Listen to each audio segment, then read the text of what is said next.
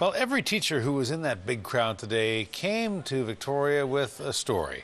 Some are classroom veterans, others are just new teachers, maybe substitutes who are starting out.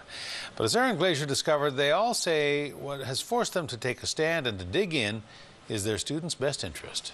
Educación. For 19 years, teacher Isabel Lezama has been sharing her love of languages with students. But the Chilean-born Spanish teacher who suffered through the Pinochet regime pulls no punches when describing how she feels the province is handling contract negotiations. We can go as far as saying dictatorship, but we know that it's illegal what the government has done.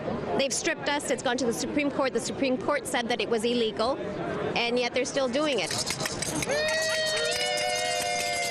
Today, thousands stood in solidarity from Saanich to Sooke to fight Bill 22. It is stripping away the rights of the teacher and the student, and they're removing caps on class sizes, they're removing caps on students with special needs. And when you think about all the other kids there too, who's learning? Teachers say those needs are more important than income.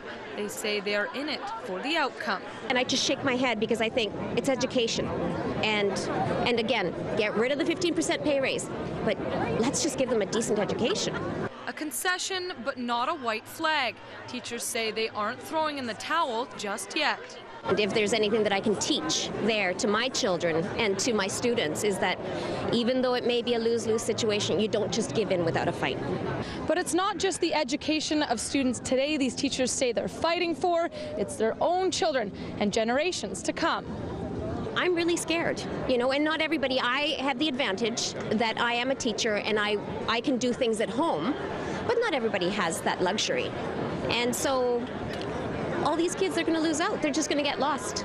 Former student Ryan Braun benefited from Lezama's passionate hand, and now he's a teacher fighting for the same quality of education. It's amazing what she did for me and just sort of the inspiration that she had for me, and she just gives so much time, and she has a young family at home, and it just makes such a difference for so many kids. And the reason Isabel says she showed up today, she wants fair negotiation so that she can get back to teaching what's important. Let's hope that this is some sort of pressure to Mr. Abbott and Ms. Clark. We can only hope, but at the end of the day, ultimately they decide.